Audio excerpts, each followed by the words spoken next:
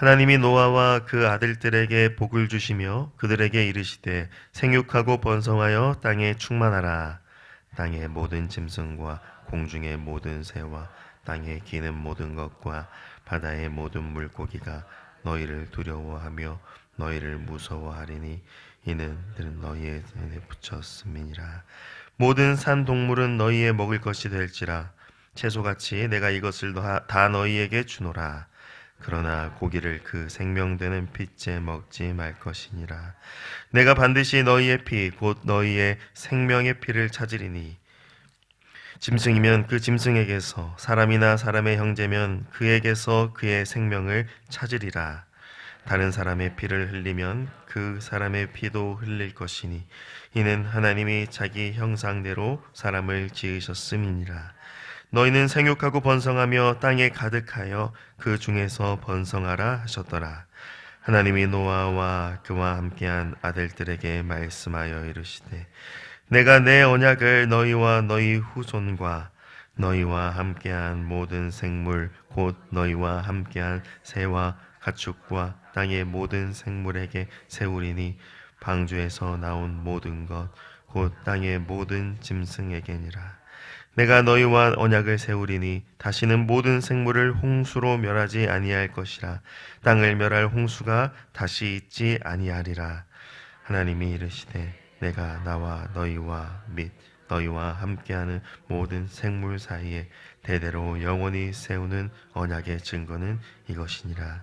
내가 내 무지개를 구름 속에 두었나니 이것이 나와 세상 사이의 언약의 증거니라. 내가 구름으로 땅을 덮을 때에 무지개가 구름 속에 나타나며 내가 나와 너희와 및 육체를 가진 모든 생물 사이에 내 언약을 기억하리니 다시는 물이 모든 육체를 멸하는 홍수가 되지 아니할지라. 무지개가 구름 사이에 있으리니 내가 보고 나 하나님과 모든 육체를 가진 땅의 모든 생물 사이에 영원한 언약을 기억하리라. 함께 읽습니다. 하나님이 노아에게 또 이르시되 내가 나와 땅에 있는 모든 생물 사이에 세운 언약의 증거가 이것이니라 하셨더라. 아멘. 사랑하는 성도 여러분, 홍수 심판 후에 노아와 가족들 그리고 짐승들이 마른 땅에 내리게 되었습니다. 노아는 여호와께 번제를 드렸고 여호와 하나님께서 그 번제를 받으시고 다시는 모든 생물을 멸하지 않으실 것이라고 말씀하셨습니다. 그리고 이어서 오늘 본문이 시작되는데 오늘 말씀은 노아를 통하여 다시 한번 이 세상 가운데 여호와의 언약이 베풀어지게 됨을 보여줍니다.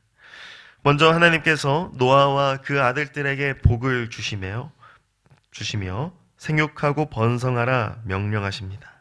이제 노아와 그 아들들을 통하여 이 땅에 또 다시 인류가 생겨나게 됩니다. 홍수 심판 이후에 하나님께서 새롭게 인류를 만들어 가고자 하셨습니다. 하지만 홍수 심판이 끝났다 하더라도 여전히 사람이 생각하는 바가 악했기 때문에 여호와 하나님께서는 노아에게 명령을 내리십니다. 그 명령은 마치 아담에게 내리셨던 명령과 비슷합니다.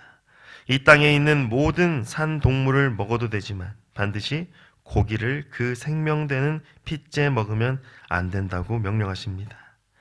마치 아담과 하와에게 에덴 동산에 있는 모든 나무 열매를 먹어도 되지만 선악을 알게 하는 나무 열매는 결코 먹어서는 안 된다고 말씀하시는 것과 비슷합니다. 왜 짐승을 핏째 먹지 말라고 하신 것일까요? 5절에서 6절 말씀에 그 이유를 말씀합니다. 5절 말씀에 내가 반드시 너희의 피 곧 너희의 생명의 피를 찾으리니 짐승이면 그 짐승에게서 사람이나 사람의 형제면 그에게서 그의 생명을 찾으리라. 또한 6절 말씀에 다른 사람의 피를 흘리면 그 사람의 피도 흘릴 것이니 이는 하나님이 자기 형상대로 사람을 지으셨음이니라. 아멘. 생명을 핏째 먹지 말라고 하신 이유는 바로 그 생명이 여호와 하나님의 것이기 때문입니다. 짐승이든 사람이든 그 육체 안에 있는 피는 다름 아닌 생명을 의미합니다. 여호와 하나님께서 번제 의식을 행할 때 짐승의 피를 빼서 드리는 행위, 하나님께 드리는 그 행위가 바로 그 의미를 담고 있습니다. 피에는 생명이 있고 그 생명이 여호와 하나님의 소유이기 때문에 반드시 짐승의 피는 먹어서는 안 되었습니다. 짐승에 대하여서는 피를 먹어서는 안 되었고 사람에 대해서는 피를 흘리게 해서는 안 되었습니다. 이것은 최초의 살인 금지령과도 같았습니다. 아담의 첫 아들인 가인이 자기 동생 아벨을 돌로 쳐 죽여서 땅에 피를 쏟게 하였는데 그것은 엄연히 하나님 앞에 범죄였습니다. 사람을 쳐서 피 흘리게 한다는 것은 그 사람의 생명에 해를 가하는 것이기 때문에 그 생명의 주인이신 하나님 앞에 죄를 짓는 것입니다. 그래서 하나님은 6절 말씀과 같이 다른 사람의 피를 흘리면 그 사람의 피도 흘릴 것이니라 라고 말씀하십니다. 왜냐? 하나님께서 자기의 형상대로 사람을 지으셨기 때문이라고 말씀합니다.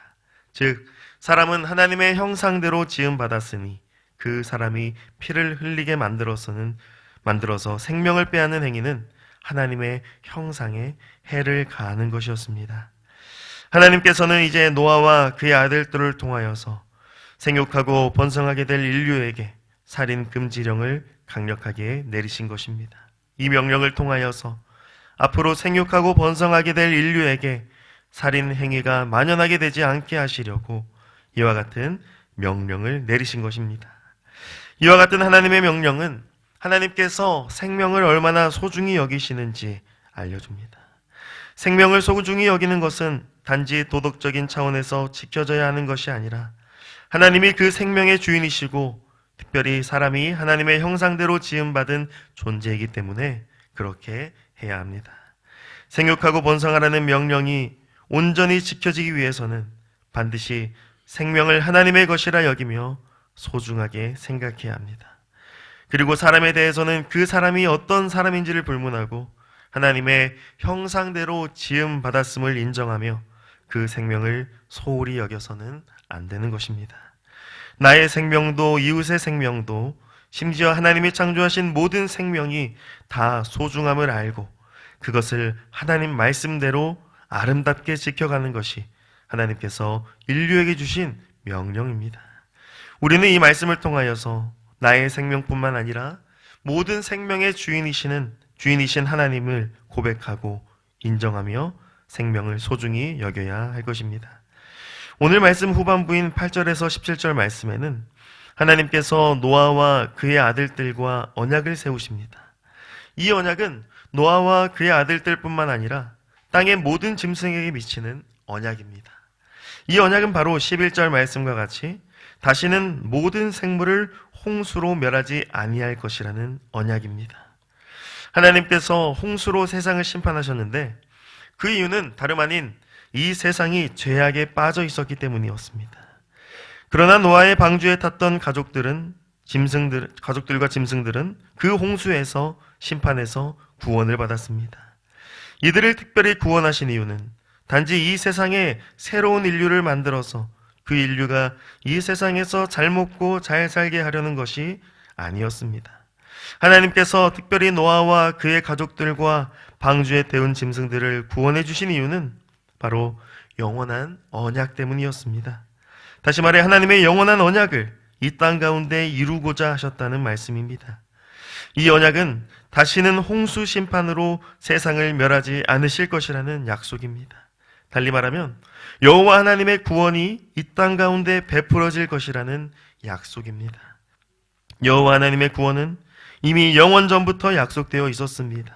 시간과 공간이 존재하기 전 영원의 차원에서 하나님의 구원은 약속되어 있었습니다.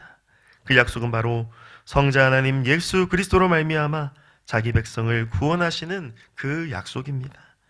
지금 노아에게 말씀하시는 이 영원한 언약은 이후에 이 땅에 오셔서 자기 백성을 구원하실 그리스도를 가리키고 있습니다.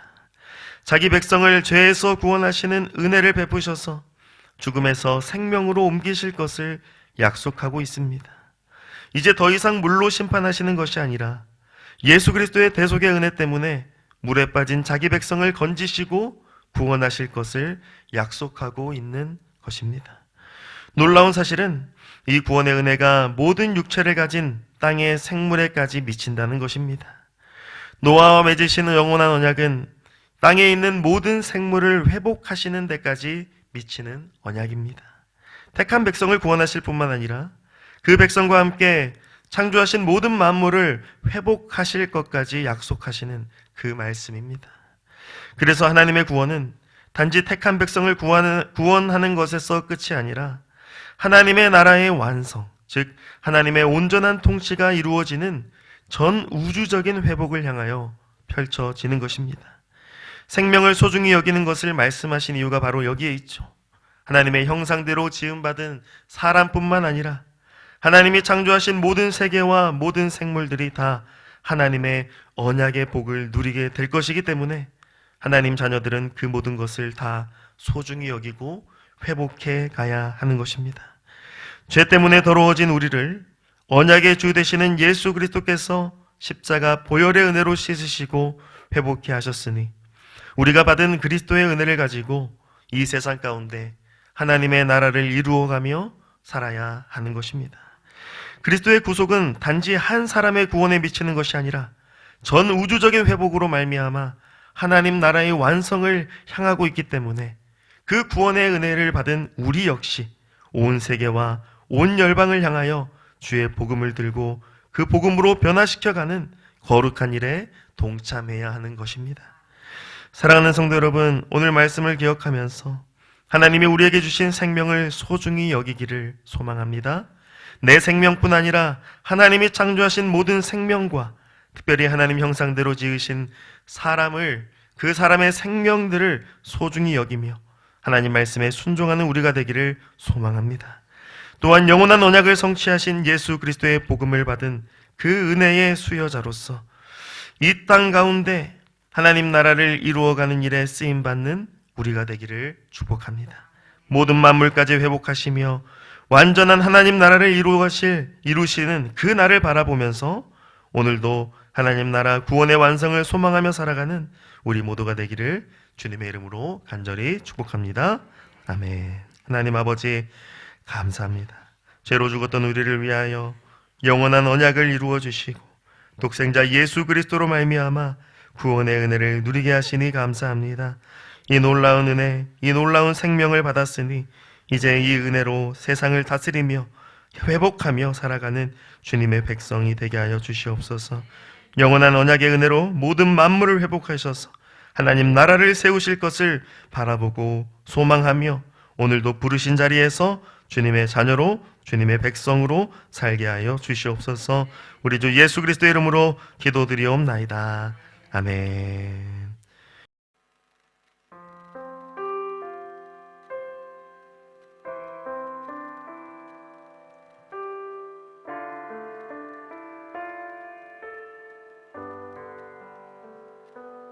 안개 속에서 주님을 보내 아무도 없을 것 같던 그곳에서